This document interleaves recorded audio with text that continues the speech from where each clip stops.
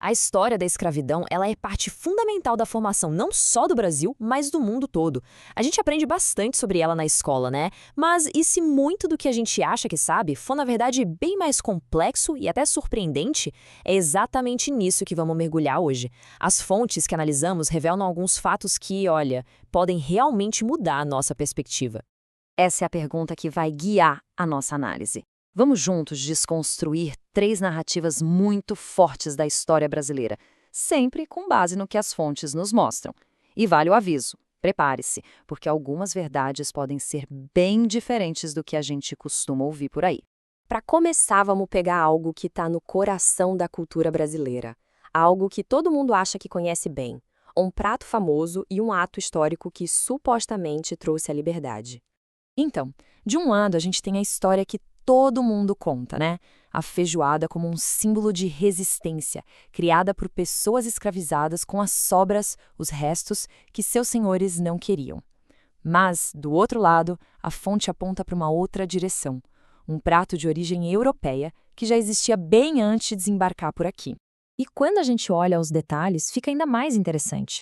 A fonte afirma que partes como rabo e orelha de porco, que a gente pensa que eram restos, na verdade eram consideradas iguarias na Europa. Ou seja, os senhores não iam jogar isso fora, eles mesmos comiam. A grande virada no Brasil teria sido a adaptação, principalmente a troca pelo feijão preto, que deu ao prato a cara que ele tem hoje. Agora vamos para o segundo mito. E esse é um dos grandes, hein? A imagem da princesa Isabel como a redentora é poderosíssima. Mas a fonte que a gente analisou sugere uma motivação bem diferente. Algo mais ligado a um grande jogo de poder internacional. A lógica que a fonte apresenta é quase um efeito dominó. Pensa só, a Inglaterra basicamente controlava a economia de Portugal. Ao mesmo tempo, via Portugal e Espanha ficando cada vez mais ricos com o trabalho escravo nas colônias. Qual foi a jogada? Pressionar pela abolição para enfraquecer a economia desses rivais. Nesse cenário, a Lei Áurea seria menos um ato de pura bondade e muito mais uma consequência da geopolítica da época. Certo. Agora a gente entra no nosso tema talvez mais controverso. Um nome que é praticamente sinônimo de liberdade e resistência no Brasil. Mas a fonte que nós vamos ver agora nos convida a dar uma nova olhada na história de Zumbi dos Palmares. Essa é a imagem que ficou para a história, certo? Zumbi, o grande líder do Quilombo dos Palmares, o maior refúgio para quem buscava liberdade.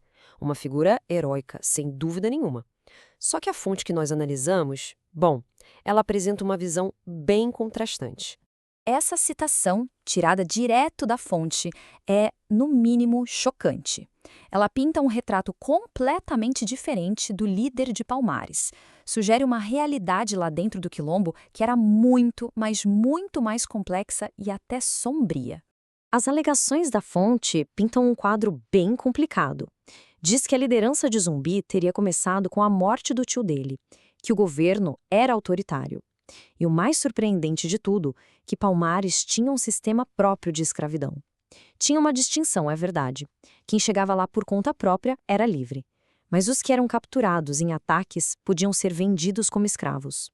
Isso, claro, força a gente a questionar a ideia de uma liberdade única e total dentro do Quilombo. Ok, saindo um pouco das figuras individuais, vamos ampliar o foco agora para entender o sistema como um todo.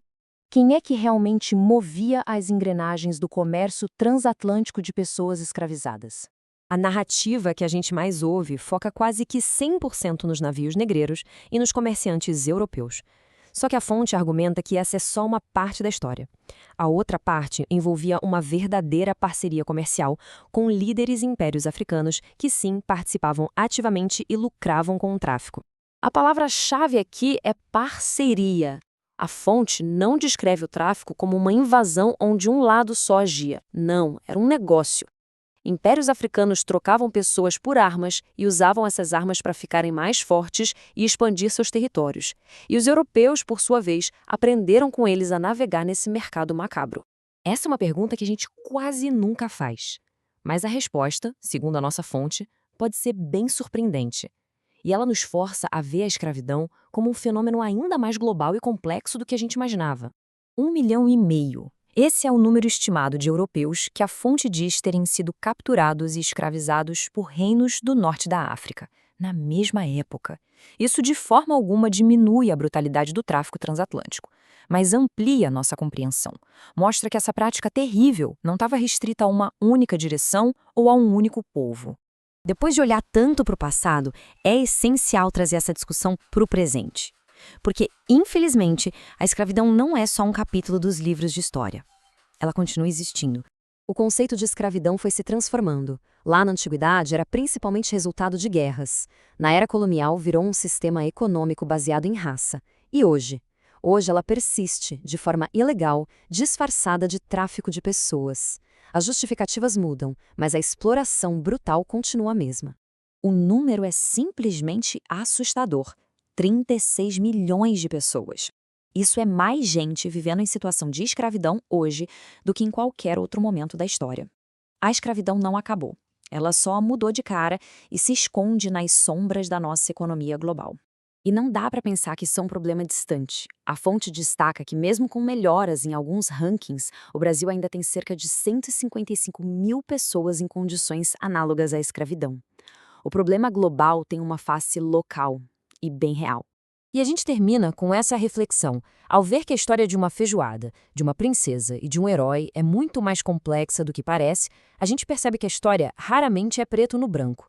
Então a pergunta que fica no ar é: que outras verdades tão ou mais complexas estão escondidas por trás das histórias que a gente simplesmente aceita sem questionar?